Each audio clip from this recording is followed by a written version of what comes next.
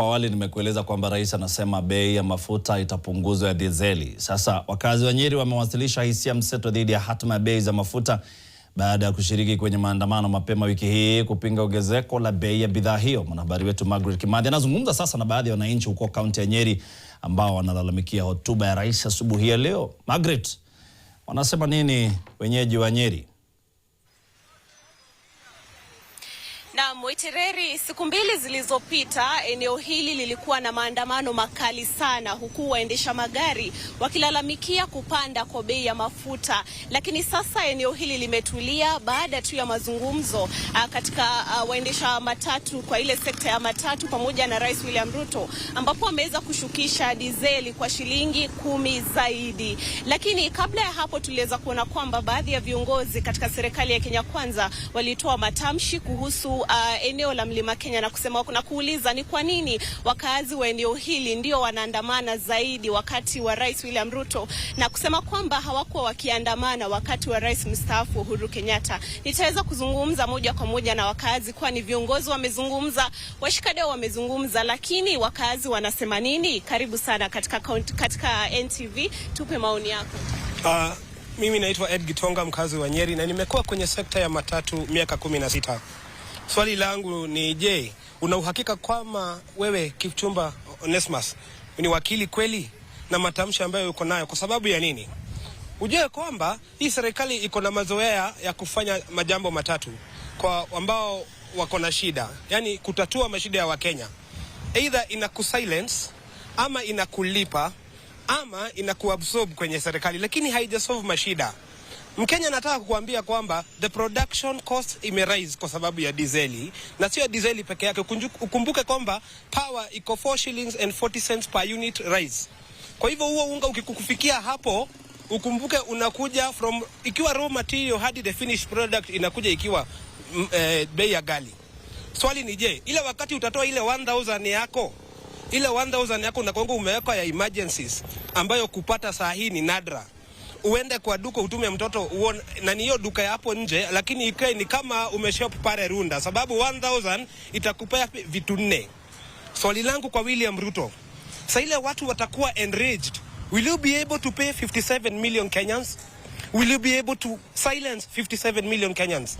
Will you be able to absorb 57 million Kenyans? Because whatever you're trying to stop is going to come.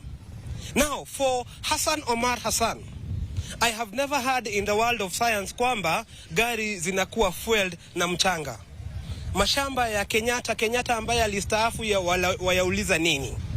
Wasema Wakikuyu ndo wako na shida, kwani wanataka kuniambia Mombasa sisi tukifuel 234, Mombasa mna fuel 120? You know, you have at times to reason like a Kenyan and not reason like a politician, because that is all you have.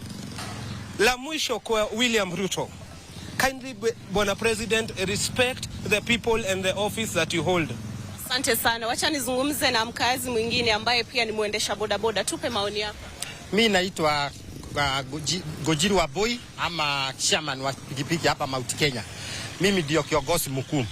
Mambo ya Murkomen, ile maneno alizungumuza ate sisi watu wa Mount Kenya ndio tunafanya maandamano, mimi naweza kubali na yeye, kwa sababu wakati mwingi yeye anakaa Nairobi, haendi huko kijijini kwao, hafiki hata shopping center ya kwao, akute uga inatoka 200, akute kuna boma watu wanalala bila kukula, akute kuna watoto hawaendi shule bila juu ya kukosa school fees. Kwa hivyo Murkomen akisema ate sisi Mount Kenya ate ndio tuko na njaa, hiyo ni uongo na uongo mtupu. Nasema maandamano ilikuwa Kenya yote. Hata saa hii kama hauko maandamano physically, uko maandamano spiritually, kwa sababu kila mtu amefinywa. Ukikosa chakula ya kukula asubuhi, ukose chakula ya kukula saa 7 jioni, haupati. Hii siku nyingine unaamkia maandamano. Kwa hivyo ukisikia mtu akisema ate sisi watu wa Mount Kenya, sijui kwa nini viongozi wanaigilia watu wa Mount Kenya. Sijui kwa nini. Sijui kama kwa sababu sisi ni wengi sana. Na sisi kama watu wa bodaboda tumesimama na tukasema kila raia anataka chakula kwa mesa, pesa mfukoni, kama vile serikali ya Kenya Kwanza wakati tulikuwa tunawachagua Kenya Kwanza walituambia ni bottom up, kuweka pesa kwa mfuko. Saa hii ukiniangalia hata nilikunywa maji asubuhi, saa hii sijakula lunch, nimeona imekoka saa 7. Hakuna kitu hata niko na matumaini nayo. Ile kazi ya bodaboda saa hii nimefanya kazi, nimedhukuma 200 shillings. Nimepata 200 kutoka asubuhi, na ndio inagojewa na mtoto Inagojewa niende nilipe loan, ninunue chakula niende nayo nyumbani. Si unakuta sisi watu boda boda tuna shida njaa. Tunakaa njaa the whole day bila kukula kwa sababu biashara imeharibika Kenya. Mafuta ikifika 216, hiyo ni lita moja. Unataka kuniambia 216 ukiweka kwa tank unapata 300. Kwa hivyo unaani 8 bob ama 70. Hiyo ni kumaanisha tunafanya kazi ya zero work. Kwa hivyo hiyo matamshi ya kusema ati Mount Kenya sisi ndio tuko kwa maandamano, Murkomen uwe unafungulia TV kila siku. Uone Kenya hii ile uga inakuliwa hapa Nyeri ndio inakuliwa kwenyu. Mafuta ikipanda hapa Nyeri hata kwenyu iko juu. Na hiyo mambo mengine wale wanaigilia kiongozi wa Jubilee.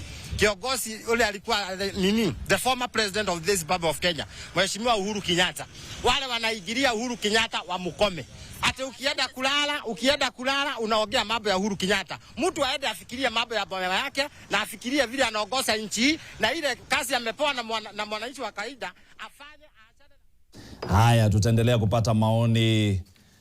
kupata maoni ya Wakenya ambao wanazungumza kutoka kona zote wakizungumzia swala nzima la mafuta ambayo yamezidisha unga. Sasa